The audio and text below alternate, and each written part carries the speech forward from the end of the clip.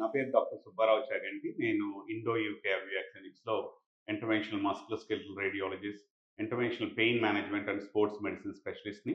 ఈరోజు మనతో పాటు కామేశ్వరరావు గారున్నారు.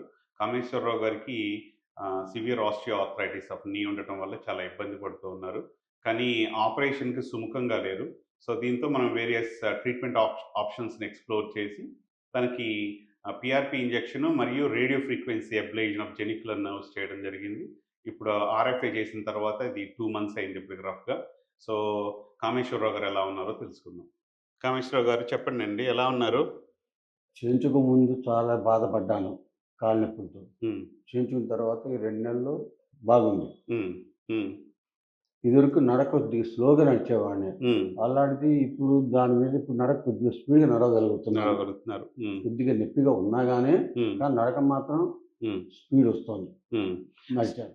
సో, ఇంతకుముందు చేయించుకోవడానికి ముందు, చేయించుకున్న తర్వాత మీకు డిఫరెన్స్ తెలుస్తుంది. ఆ! హ్మ్. తెలిసింది. తెలిసింది. ఇంకొకటి ఇప్పుడు చాలా రకాల ట్రీట్మెంట్సు, తర్వాత కొంతమంది డాక్టర్లేమో అసలు సర్జరీ చేయించుకోండి, ఇంజెక్షన్‌లు అసలు చేయించుకోవద్దు అని చాలా స్ట్రాంగ్‌గా చెప్తున్నారు.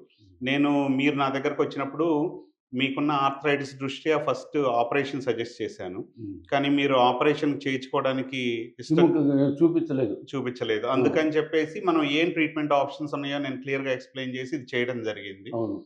మీరేమనుకుంటున్నారు? ఇప్పుడు మీకెవరన్నా వచ్చి ఒక డాక్టరు చేయించుకుంటే ఆపరేషన్ చేయించుకోండి, లేకపోతేనేమో ఇంట్లోనే కూర్చోండి అంటే మీరేమంటారు దానికి? అది కాకపోతే కనీసం ఏదైనా చేయించుకున్నాక మనం మనం నడవాల్సిందే గదా! అవును. ఇంట్లో కూర్చుంటే జరిగేది గాదుగా. అవును. మీరు ఫిజియోథెరపీ కూడా చేస్తున్నారు ఆ గదా! ఫిజియోథెరపీ గూడా ప్రతి వారం గూడా వారానికి ఒక్కసారిగా కంపల్సరీగా వస్తున్నాను. హ్మ్. చేయించుకుంటున్నాను. అవును. అంటే కేవలం ఇంజెక్షన్ లేకపోతే ఈ ఆర్ఎఫ్ఏ ట్రీట్మెంటే కాకుండా దాంతో పాటు ఫిజియోథెరపీ చేయటం, తర్వాత వాకింగ్ చేయటం, అవును. తర్వాత హెల్తీ హ్యాబిట్స్ అంటే మంచి ఫుడ్ తినటము. అవును.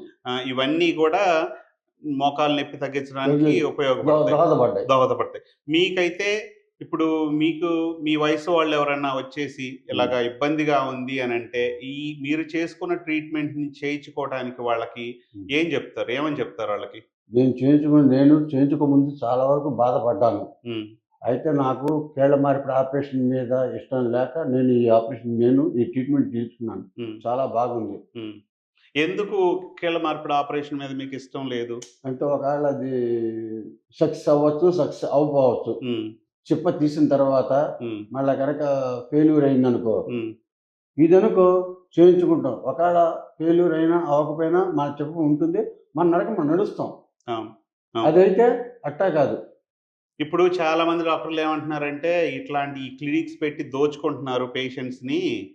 వాళ్ళకి ఏం ఉపయోగం లేకుండానే కరెక్ట్ ఇన్ఫర్మేషన్ ఇవ్వకుండా అబద్ధాలు చెప్తూ, ఇట్లాగా చేసేసి ఇంజెక్షన్‌లు చేసేసి డబ్బులు దండుకుంటున్నారు గానీ దానివల్ల ఉపయోగం లేదంటున్నారు. దాని గురించి మీరేమనుకుంటున్నారు? మీ ఉద్దేశ్యం ఏంటి దాని గురించి? నా వరకైతే మాత్రం రిక్రూట్‌మెంట్ కనిపించింది. హ్మ్. హ్మ్. వాళ్ళేమనుకున్నా గాని నాకనవసరం. హ్మ్.